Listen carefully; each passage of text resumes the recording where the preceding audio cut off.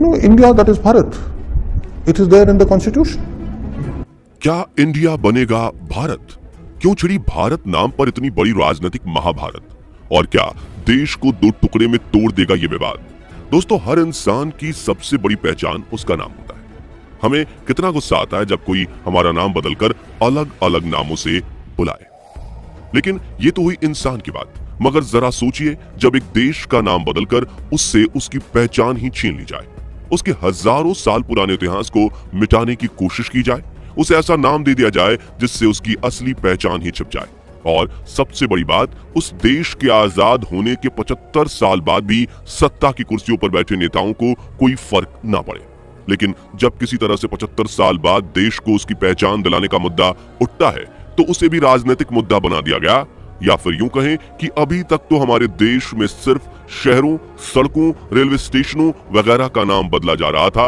इस बार किसी शहर या सड़क का नहीं बल्कि देश का नाम बदलने की बात की जा रही है। ऐसा ही कुछ चल रहा है हमारे देश भारत और इंडिया में, और इस विवाद ने देश की जनता को इतना भ्रमित कर दिया है कि हम खुद ये नहीं समझ पा रहे हैं कि आखिर अपने ही देश को किस नाम से पुकारें। लेकिन आखिर इस विवाद की शुरुआत हुई कहां से और कैसे इसका इस्तेमाल करके राजनीतिक नेता संसद में अपनी कुर्सियां बटोरने के लिए काम करने में लगे हुए हैं। शुरुआत से लेकर पूरी कहानी बताएंगे, इसलिए बने रहिए वीडियो के अंत तक। सबसे पहले बात करते हैं इंडिया वर्सेस भारत के विवाद की शुरुआत कहां से हुई थी। तो आपको बता दें कि इस वक्त भारत में G20 समिट आयोजित की जा रही है, जिसके लिए राष्ट्रपति द्रौपदी मुर्मू ने G20 के मेहमानों को डिनर पर निमंत्रण भेजा। उस पर प्रेसिडेंट ऑफ इंडिया के बजाय प्रेसिडेंट ऑफ भारत लिखा गया था। बस बात सिर्फ इतनी ही थी। लेकिन जैसे ही यह निमंत्रण पत्र वायरल हुआ, तभी से इस मुद्दे पर सियासत शुरू हो गई, जिसके बाद G20 बैठक में अधिकारियों के बदले हुए पहचान पत्र सामने आए, जिसमें इंडिया की जगह भारत लिखा हुआ था। लेकिन राजनेताओं ने इस मुद्दे को लेकर बड़ा मसला तो तब खड़ा किया जब तीसरी तस्वीर सामने आई, जिसमें 7 सितंबर को इंडोनेशिया में होने वाले आसियान समिट के फंक्शन नोट में पीएम मोदी ने नाम के साथ प्राइम मिनिस्टर ऑफ भारत लिख दिया था। तब से लेकर विपक्ष ये आरोप लगा रही है कि इंडिया अलायंस में पार्टीज के गठबंधन से मोदी सरकार घबरा चुकी है, इसलिए वो इंडिया के पीछे पड़ गई है और देश का नाम ही बदलना चाहती है। इसे लेकर दिल्ली के सीएम केजरीवाल ने तंज कसते हुए कहा कि अगर कल विपक्ष अपने गठबंधन का नाम भारत रख लेगा तो क्या सरकार देश का नाम बीजेपी रख देगी। और इंडिया अलायंस वाले तो इस मुद्दे पर ऐसे विवादित बयान दे रहे हैं मानो आज का इंडिया कभी भारत था ही नहीं, आज के इंडिया को कभी हिंदुस्तान कहा ही नहीं गया हो, शुरुआत से लेकर हमारे देश का नाम इंडिया ही हो।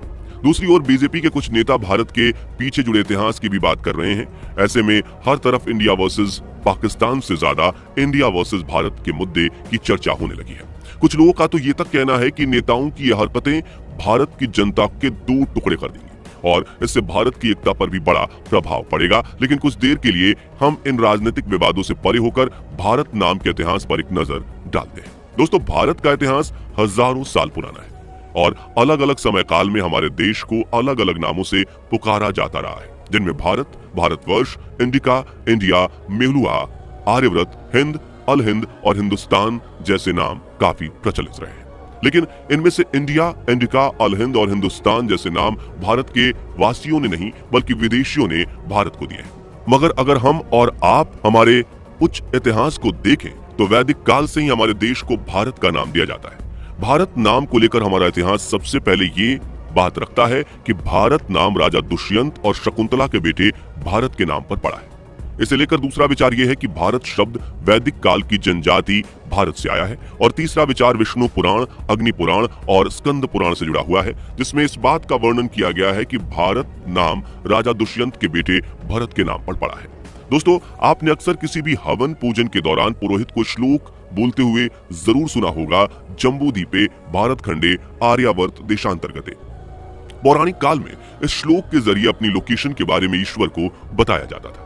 यह प्रथा आज तक जारी है, जिसमें जम्बूद्वीप का मतलब संपूर्ण एशिया से है, भारत खंडे शब्द Afghanistan, Pakistan, Hindustan, Nepal, Tibet, Bhutan, Myanmar, Sri Lanka, Maldives, Thailand, Malaysia, Indonesia, Cambodia, Vietnam, Laos तक पूरे भारतवर्ष से जुड़ा हुआ है। वहीं आर्यावर्त का अर्थ है आर्यों का निवास स्थान। इस आर्य भूमि का विस्तार काबुल की कुंभा नदी से भारत की गंगा नदी तक था। इसके अलावा विष्णु पुराण में एक श्लोक है जिसे आप अपनी स्क्रीन पर देख सकते हैं। इस श्लोक का अर्थ है समुद्र के उत्तर और हिमाचल के दक्षिण में जो देश है उसे भारत तथा उनकी संतानों को भारती कहते हैं, जिससे हमें न सिर्फ हमारे देश का नाम बल्कि इसकी सीमाओं का भी पता चलता है। वही हिंदू धर्म के कई पौराणिक ग्रंथों में हमारे देश को भारत नाम से पुकारा गया है और इसकी कई अहमियतें बताई गई हैं। देश में मिले कई पुराने अभिलेखों और शिलालेखों में भी भारत का उल्लेख देखने को मिला है।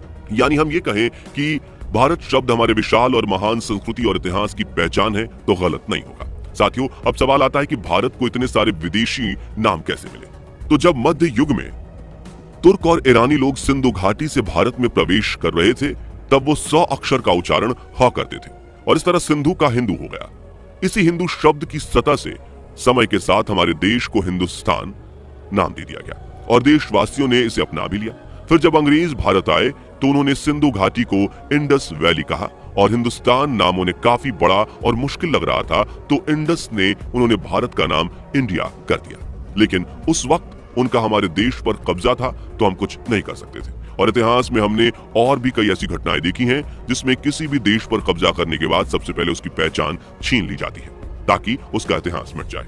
दोस्तों, अब यहाँ ये भूल हुई कि जब 1947 में हमारा भारत देश आजाद हुआ तभी हमें इसका नाम बदलकर इंडिया से भारत कर देना चाहिए था, लेकिन हमने इंडिया नाम को ही अपनी पहचान बना लिया और गवर्नमेंट ने भी बैंक्स, कंपनीज और यहाँ तक कि अपनी सरकारी योजनाओं के नाम में भी इंडिया शब्द का इस्तेमाल करना शुरू कर दिया। वहीं हमने अपनी स्पोर्ट्स टीम का नाम भी इंडिया से रख दिया, जिससे पूरी दुनिया हमें एज अ इंडियंस पहचानने लगी। लेकिन आप यहाँ गौर से सोचिए, क्या ये नाम हमारे कल्चर से मेल खाता है? क्या इंडिया शब्द का कोई अर्थ भी है जो भारत के इतिहास से जुड़ा हो, या फिर हम सिर्फ अंग्रेजों द्वारा उधार में दिए गए नाम से ही अपना काम चला रहे हैं? यहाँ हमारी ये बातें आपको थोड़ी कड़वी जरूर लग सकती हैं, लेकिन सच्चाई यही है कि इंडिया को काफी समय पहले ही फिर से भारत बन जाना चाहिए था और अब अगर सरकार भारत को इंडिया से भारत बनाने की इनिशिएटिव अपने राजनीतिक फायदों के लिए भी उठा रही हो तो हमें इस बात को अपना लेना चाहिए और इंडिया को भारत बनने में पूरी सहमति दिखानी चाहिए, क्योंकि भारत से ही हमारी पहचान है। आपको बता दें कि जून 2014 में भारत के सबसे बड़े स्पिरिचुअल लीडर्स में से एक सदगुरु ने भी एक इंटरव्यू में कहा था कि इंडिया एक इंग्लिश नाम है लेकिन भारत हमारे दिल दिमाग में बसा हुआ है, इसलिए तो हमें भारत माता की जय बोलते हुए काफी गर्व होता है। और भारत का नाम इंडिया रखकर हमने बहुत सीरियस मिस्टेक की है। वहीं साल 2014 में योगी आदित्यनाथ ने भी इंडिया नाम को बदलने की मांग रखी थी। इसके अलावा 2020 में सुप्रीम कोर्ट में एक याचिका लगाकर यह मांग की गई थी कि इंडिया का नाम ब्रिटिशर्स की गुलामी को दर्शाता है, इसलिए उसे हटा दिया जाए।